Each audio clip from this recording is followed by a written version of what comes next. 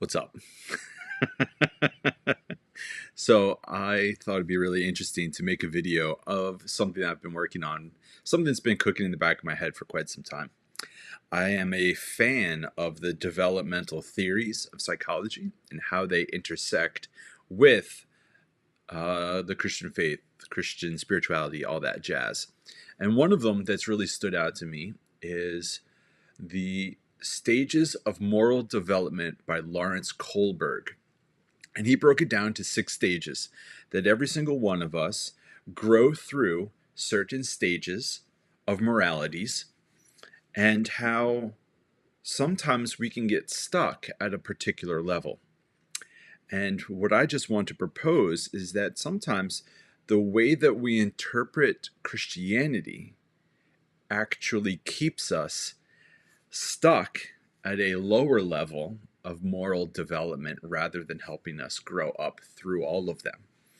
And so I made a spreadsheet, a PDF of this. And so I thought I'd share it with you and just talk through it. Okay. And I hope this is really interesting for you, because for me, it's helped me to understand a lot of things that happen both inside and outside of churches, what's happening in the local community, what's happening across the nation, and I think you'll see what I mean. Here we go.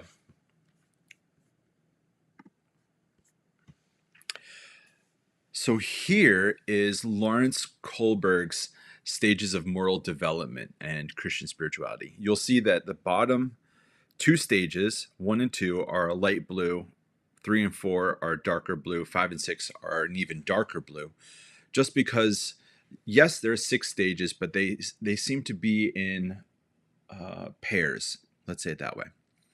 So, starting at the bottom, we have pre-conventional morality, which is when we have a morality that says, I need to avoid acts that lead to punishment. So don't do things for which you'll get punished for.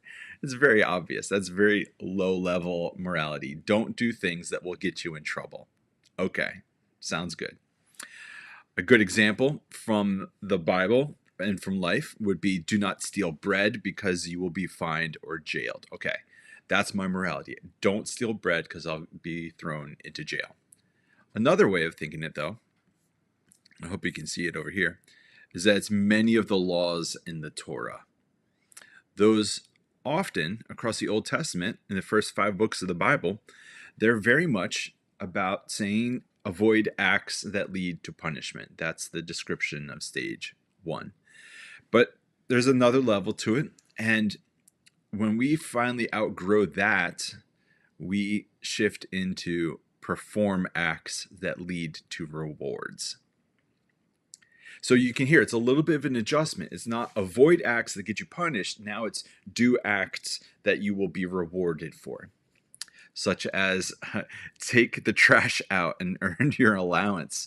That's a morality. Okay, I need to do good things so then I can get paid for it. Okay, that's another tier of morality.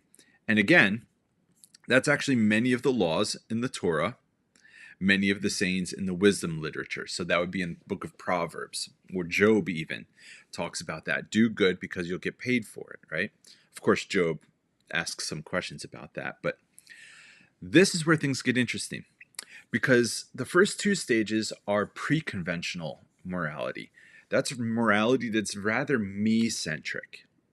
In some sense, it's selfish, not necessarily bad, but it's only thinking about me, myself, what's good for me, what's best for me. When we shift to conventional morality, according to Kohlberg, that's when things take on a different tone, because then we shift from me to we. It's no longer about myself alone. Now it's about a community. And there's elements that go along with that. Let's talk through them. Conventional morality, the description says, behave in ways that earn affirmation from others. Okay, so let me do good, not because I'll get paid for it, but because others will want to spend time around me. Notice that still isn't necessarily good or bad,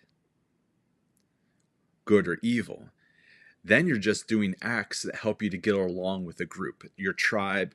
Think of a gang. You can think of a clubhouse. You can think of people that you play uh, games with at the end of the street. Like all of these things, it's just conventional morality. Let me do what makes the people around me like me. Next up, though, life example. Dress nice in public. I need to dress nice if I want people to like me. Hold the door for people and they will approve of you. Okay. But this also happens in the scriptures. Do unto others as you would have them do unto you. That's interesting. So actually, the golden rule in some ways kind of touches upon conventional morality. And that's not bad, but it's certainly a growth from the me-oriented morality that's rather selfish. Now we're starting to think about other people and including them into our framework. The next part, though, of conventional morality, the description says, behave in ways that earn affirmation from authority figures. Oh, not that it's bad, right? But the thing is, there's one level of I need to do what gets me in good favor with people. And then on another level of conventional morality is I need to do what gets me in good with the people in authority.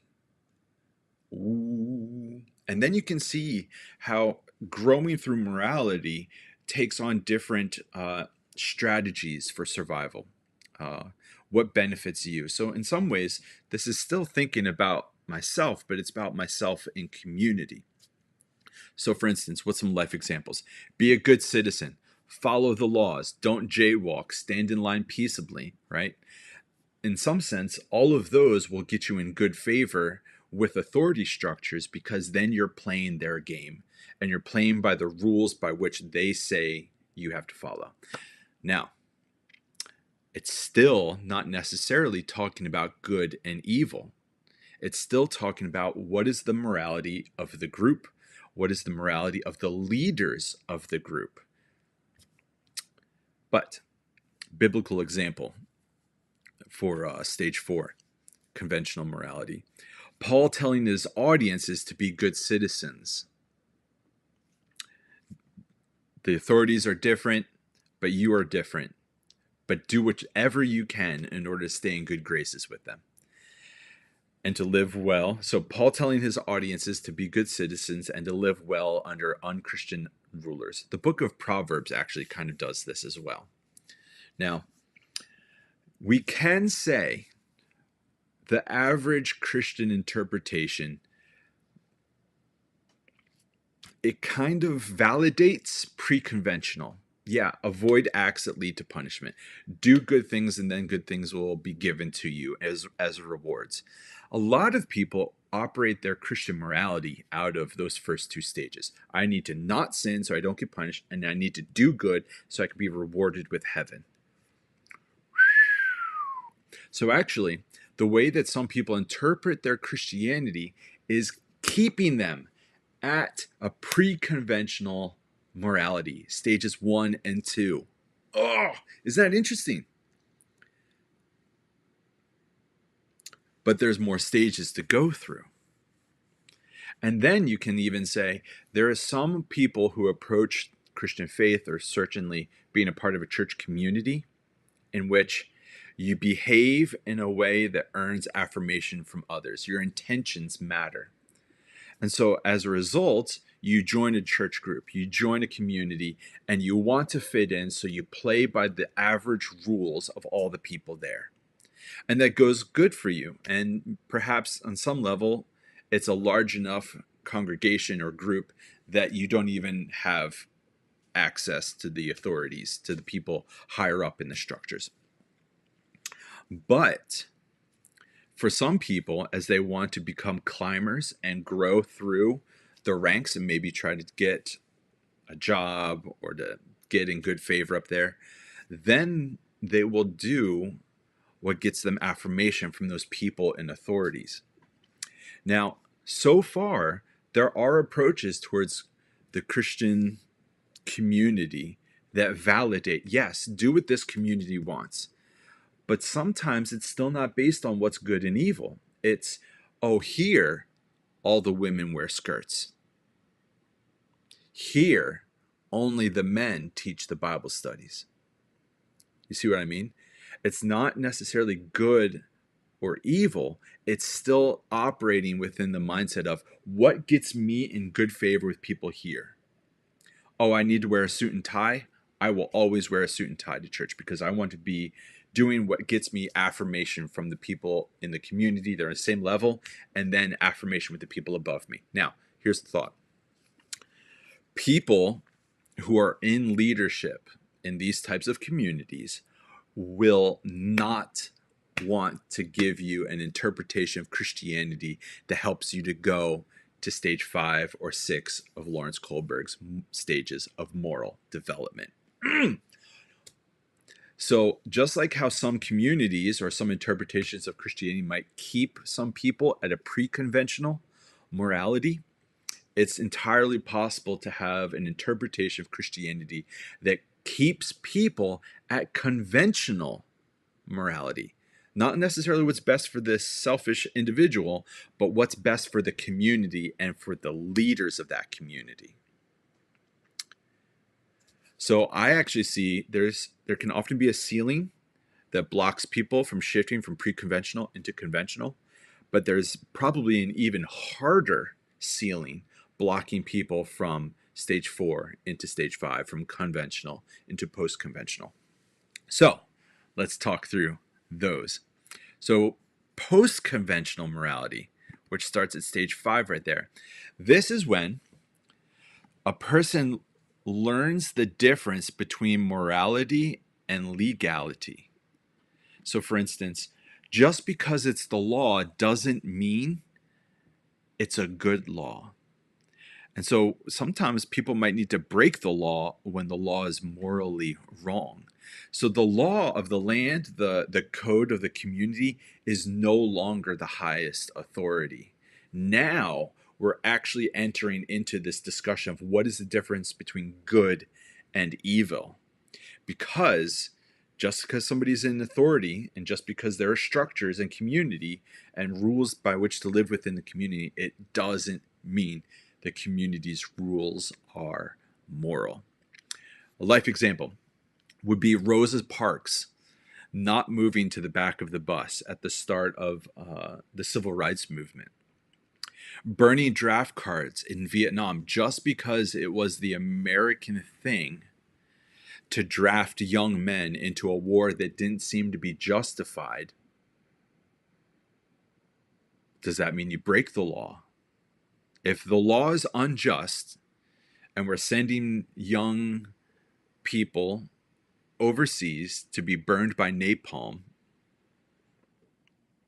yeah. Robin Hood is another example, which probably has some roots in English culture and maybe even Scottish back in the day. But what's an example of this? Could be Jesus choosing to not stone the woman caught in adultery in John chapter 8. It could also be the book of Job. What's going on here in post-conventional morality is there's starting to be an adherence to something larger than the community, something larger than just the code that has kept the community alive, maybe for hundreds of years, you know?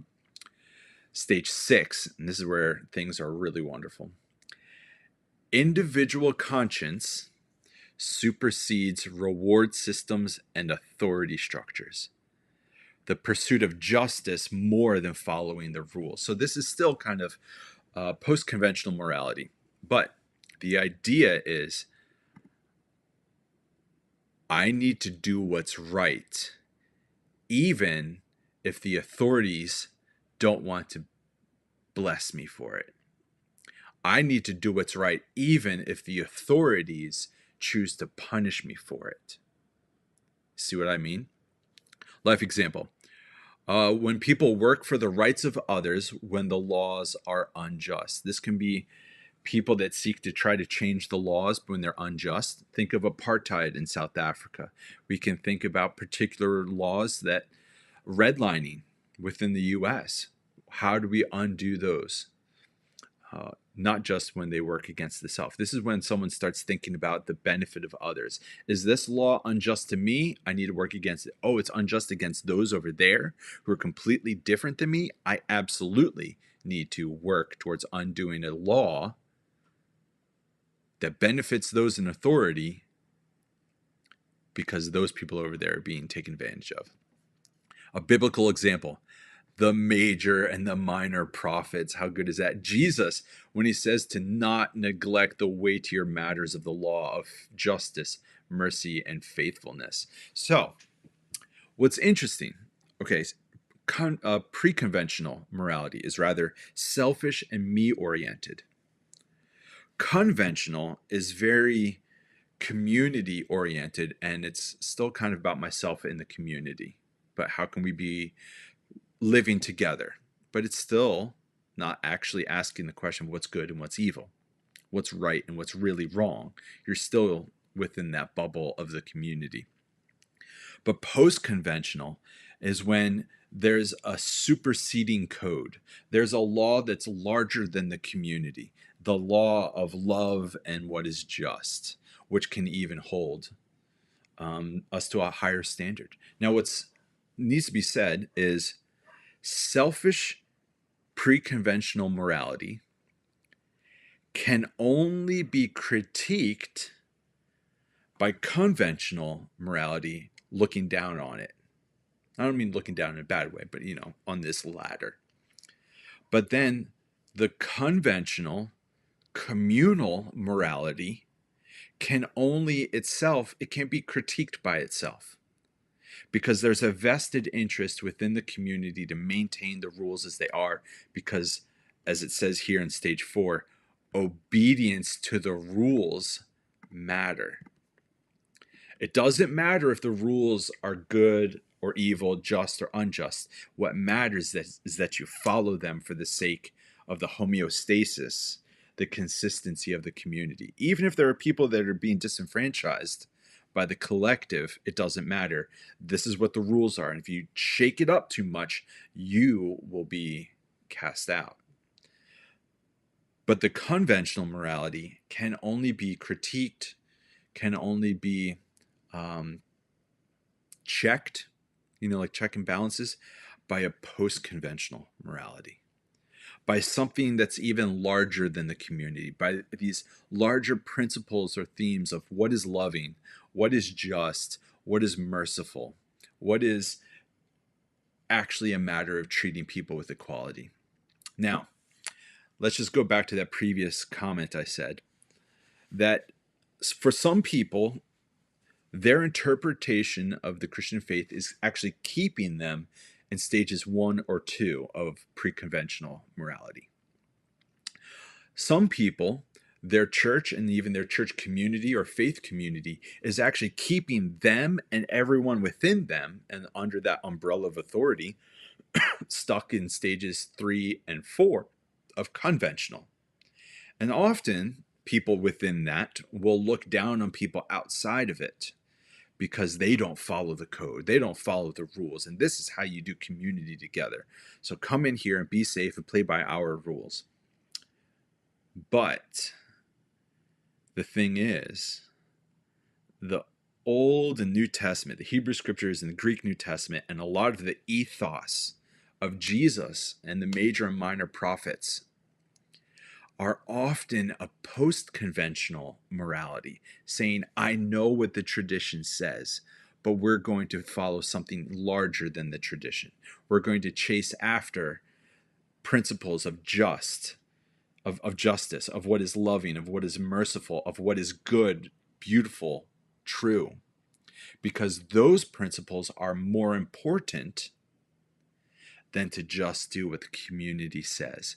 Or those principles are better as guardrails for one's morality than just doing whatever the authorities tell you to do and what they would prefer you to do. So one of the things I've wondered is whether or not Christianity is creating, the average interpretation of Christianity in America is creating people stuck in pre-conventional, or conventional spirituality? Morality also.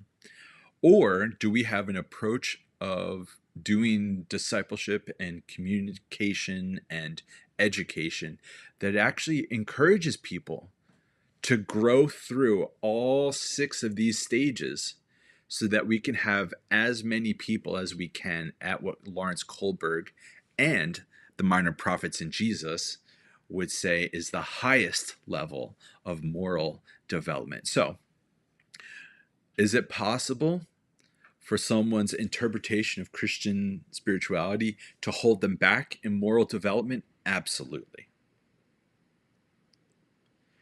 However, one's interpretation of Christian spirituality can actually help someone to grow up through these stages faster. It all depends on whether or not you know how to integrate the teachings of Jesus of Nazareth alongside Lawrence Kohlberg and others. And of course, at the very top of all of this, we could even say there's a stage 7, which would just be martyrdom, of when you are crucified naked outside of your own beloved city because you really rocked the people in authority by calling them out for their unjust, unloving, untruthful moralities, and great will be your reward in heaven. So I hope this has been interesting for you. I hope this has been something that will stick with you. And I hope that, I hope that it helps you to come to realize ways in which maybe your interpretation of Christianity has maybe held you back. What ways has it helped you to push forward faster? And then maybe even help you to realize that there is a way of maintaining being, quote, Christian, while disobeying the authorities and their structures, because you've shifted into stage 5 or stage 6 of a post-conventional morality. So,